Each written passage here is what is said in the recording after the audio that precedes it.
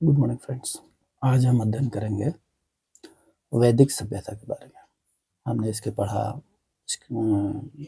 हड़प्पाकालीन सभ्यता के बारे में, और जिसे नगरी सभ्यता या सिंधु घाटी सभ्यता भी कहते हैं। उसके बाद ये वैदिक सभ्यता और सिंधु घाटी सभ्यता के बीच में एक गैप देखने को मिला।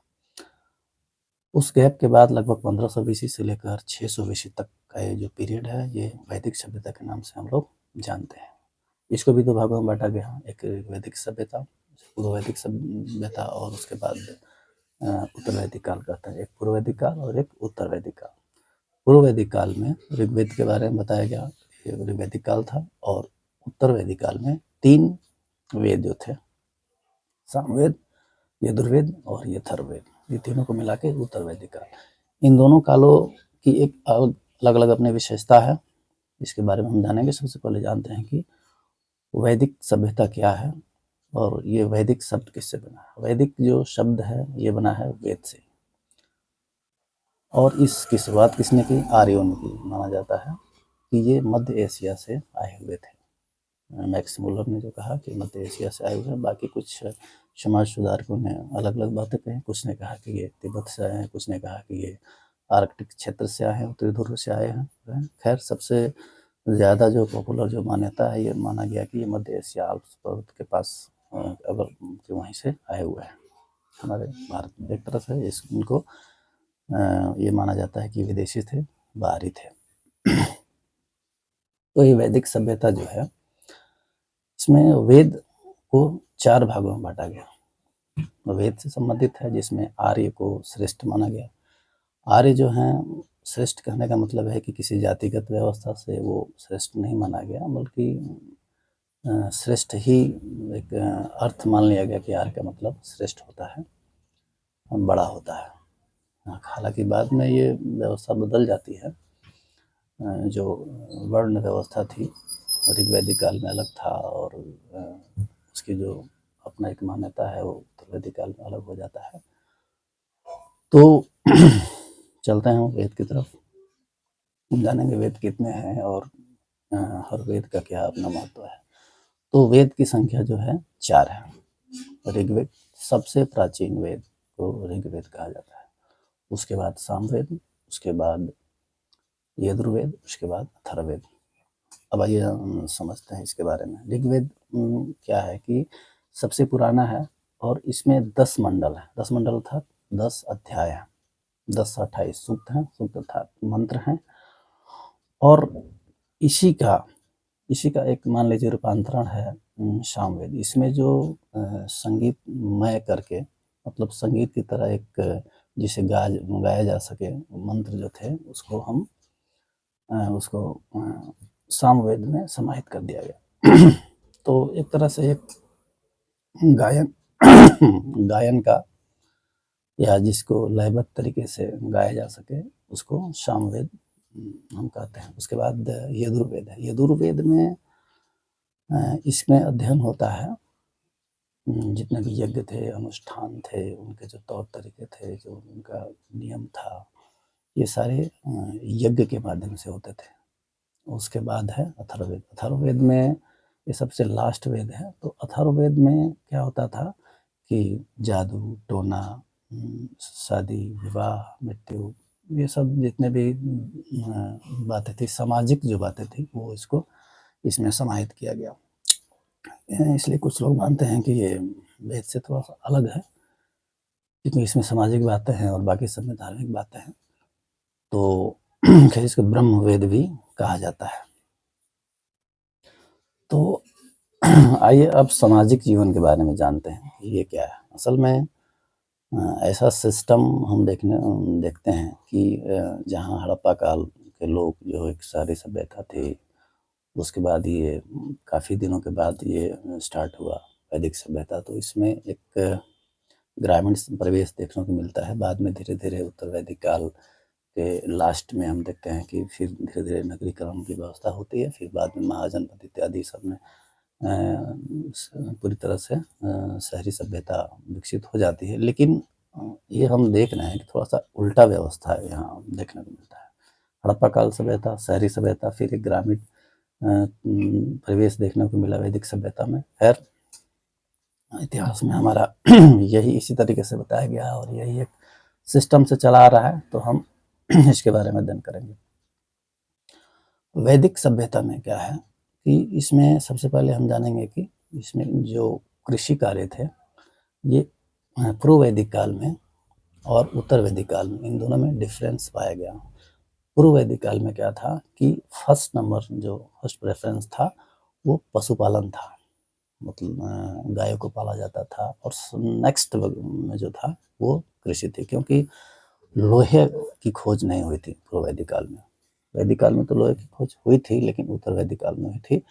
उस समय लोहे की खोज नहीं हुई थी, जिसका परिणाम ये हुआ कि पशुपालन पर ज़्यादा जोर दिया जाता था। और नेक्स्ट उत्तर वैदिक काल में लोहे की खोज हुई, जिससे एक क्रांति सी आ गई, और कृषि को उस समय उस काल में कृषि को प्रमुख प्राथमिकता दिया जाने लगा और पशुपालन को सेकंड नंबर में।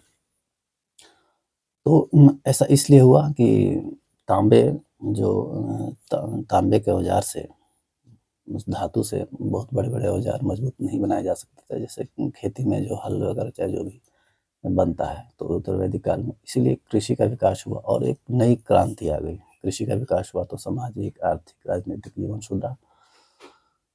इसमें अब जो ये पूर्व वैदिक काल में जो आकार था ये लगभग 4 भागों में बटा हुआ था। इसमें कबीला के रूप में लोग रहते थे, परिवार, कबीला, फिर जन हुआ, फिर जनपद हुआ। तो कबीले में एक कुछ लोगों का समूह रहता था, एक राजा होते थे।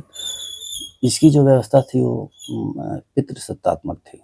हड़प्पा काल सभ्यता में हमने देखा कि वहाँ की जो व्यवस्था थी वो मातृ सत्तात्मक थी, जबकि यहाँ पे पितृसत्तात्मक व्यवस्था थी, अर्थात पुरुष प्रधान यहाँ इसको माना गया। औरतों को विशेष स्थान था पूर्व वैदिक काल में, वही स्थान उत्तर वैदिक काल में थोड़ा सा घट जाता है उनका महत्व, और ये उस समय माना जाता है कि जो जितने भी समस्याएं हैं उनका जो मूल कारण है वो औरतें ही है। तो थोड़ा सा उनके महत्व को थोड़ा सा नीचे दिखाया गया। राजा की जो शक्ति थी थोड़ी सी बढ़ी। पहले क्या था कि राजा की शक्ति थोड़ी सी सीमित थी, जो और बाद में वो थोड़ी शक्ति बढ़ गई। इसके बाद बलि प्रथा थी, जो पूर्व वैदिक काल में क्या होता था कि जो उपज था इस सब में एक बलि की प्रथा थी, उसमें जो टैक्स मिलता था वो एक सीमित था, उसमें कोई बाउंडेशन नहीं था राजा के द्वारा। राजा की शक्ति भी बहुत ज़्यादा नहीं थी, एक लोगों का एक मान लिया गया था, किसी राजा मान लिया जाता था, और एक तरह से एक सीमित तरीके से वो अपना शासन चलाते थे। लेकिन बाद के काल में क्या हुआ, उत्तर वैदिक काल में उनकी शक्ति थोड़ी सी बढ़ी और एक बाउंडेशन हो गया कि हाँ इतना कर देना है, टैक्स देना है। कृषि का आविष्कार भी ठीक से हो गया था, लोग बढ़िया से खेती भी करते थे, सामाजिक जीवन में सुधरा था। तो उस समय थोड़ी सी शक्ति बड़ी थी। हालांकि जो चंद्रगुप्त मौर्य, अशोक इत्यादि जो राजा थे जिनका एक विस्तार बड़े ब्रॉड लेवल पे था, वैसी व्यवस्था नहीं थी, लेकिन फिर भी काफ़ी हद तक पहले से ज़्यादा व्यवस्था था। इनका जो शौक था आर्यों का, वैदिक सभ्यता के लोग था, ये घुड़सवारी करते थे, मनोरंजन करते थे, जंगलों में शिकार करते थे। ये संगीत प्रेमी भी थे, संगीत के माध्यम से अपना मनोरंजन करते थे, और घोड़ों का इसमें ज़्यादा चलन था। और गाय को अघन्य माना गया। अघन्य मतलब जिसका वध जो वध लायक नहीं है, वध योग्य नहीं है। गाय की विशेष पूजा होती थी, उन्हें विशेष महत्व प्रदान किया गया था गाय को। और घोड़ा, ये 2 जानवर जो थे बहुत प्रमुख थे आर्यों के लिए। इसमें अब हम आगे देखेंगे कि इनके भोजन के बारे में, इनके खान पान की व्यवस्था क्या थी। तो ये मांसाहारी और शाकाहारी दोनों प्रकार के भोजन करते थे। मांस भी खाते थे और ये चावल, गेहूँ जो भी था वो खाते थे। तो हमने ये देखा बाद में जो आर्थिक स्थिति जब सुधरी तो आडंबरों का एक तरह से अंबार लग गया। मतलब शुरू में तो ऐसा नहीं था, चूँकि आर्थिक स्थिति भी ठीक नहीं थी, लोहे का आविष्कार नहीं हुआ था, लोग उतना डेवलप नहीं थे, वस्तु विनिमय प्रणाली थी। इसमें वस्तु विनिमय प्रणाली का मतलब है कि मुद्रा का चलन इस समय नहीं था। आज के डेट में जैसे हम लोग मुद्रा जो है रुपया इत्यादि, चाहे हर देश का अपना अलग अलग मुद्रा है, तो उस हिसाब से मुद्रा का चलन नहीं था, वस्तु विनिमय प्रणाली थी। अर्थात एक वस्तु को देकर दूसरे वस्तु को लिया जाता था। मान लीजिए किसी को चावल की आवश्यकता है, किसी को गेहूं की आवश्यकता है, वो दोनों आदमी आपस में उस चीज़ को एक्सचेंज कर लेते थे, बदल लेते थे, उनका काम चलते रहता था। तो यही व्यवस्था शुरू में भी थी और लास्ट में भी थी। बाद में मुद्रा का आविष्कार हुआ तो अपना अलग हिसाब किताब बदला। तो खाने की व्यवस्था जो हमने देखा, उसके बाद हमने देखा कि ये इसका सामाजिक जीवन लास्ट में जो था, जो उत्तर वैदिक काल में, आडंबर कहने का मतलब है कि जब विकसित हुआ, आर्थिक व्यवस्था सुदृढ़ हुई, तो कुछ कुरीतियों का भी इसमें कुरीतियाँ भी बढ़ी।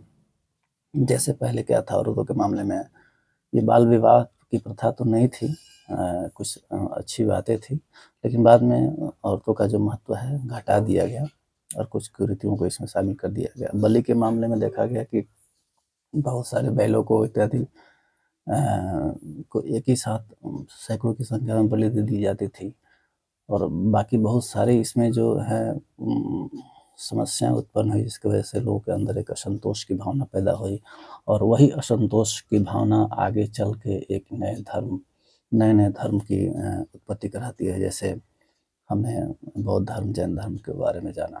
उस समय क्या था कि उस समय ये कुरीतियाँ, आडंबर ये इतनी ज़्यादा थी कि बाद में उन धर्मों का उदय होने लगा और लोग उनसे जुड़ने लगे। जैसे हम देखते हैं जैन धर्म, ये अशोक, चंद्रगुप्त मौर्य इत्यादि अलग अलग धर्मों में चले गए। अब आते हैं, देखते हैं कि इसमें जो वर्ण व्यवस्था थी, ये वर्ण व्यवस्था हम 10वें मंडल में पढ़ेंगे कि 10वें मंडल में चूँकि 10 मंडल थे, और फर्स्ट और जो लास्ट मंडल है वो बाद में समाहित किया गया। बाकी मंडल पहले से थे। इसमें तीसरा मंडल, 7वां मंडल, 9वां मंडल और 10वां मंडल, ये 4 मंडल सबसे महत्वपूर्ण है। इसलिए कि तीसरा मंडल जो है उसमें गायत्री मंत्र, जो गायत्री मंत्र हम पढ़ते हैं, ओम भूर्भुवः स्वः तत्सवितुर्वरेण्यं भर्गो देवस्य धीमहि धियो यो नः प्रचोदयात्, ये विश्वामित्र द्वारा लिखा हुआ ये मंत्र तीसरे मंडल में ये मंत्र मिलता है।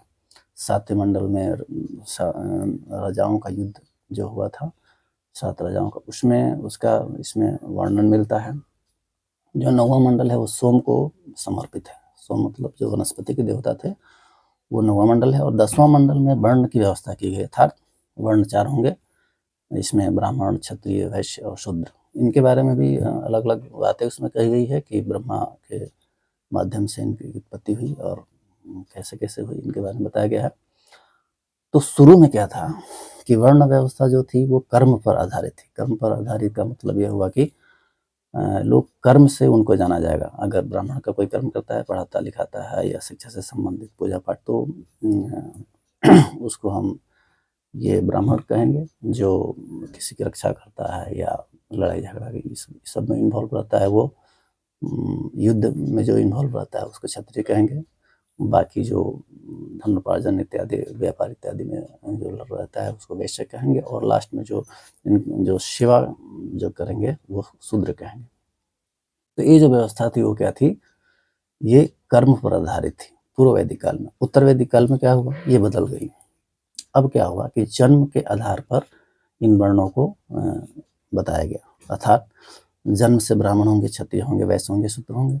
तो ब्राह्मण के यहाँ अगर किसी बच्चे का जन्म होता था तो ब्राह्मण होता था। और इसमें जो सत्ता थी जो, वो वंशानुगत हो गई। पहले वंशानुगत नहीं थी। पहले की अपेक्षा बाद में क्या हुआ कि इसको वंशानुगत कर दिया गया, अर्थात राजा का बेटा राजा होगा। आजकल आप लोग देखते हैं दोस्तों कि राजनीतिक माहौल में हम देखने को मिलता है कि अब राजा का कोई बेटा राजा नहीं होगा, अर्थात जिसके अंदर योग्यता होगी वही राजा होगा। बात भी सही है।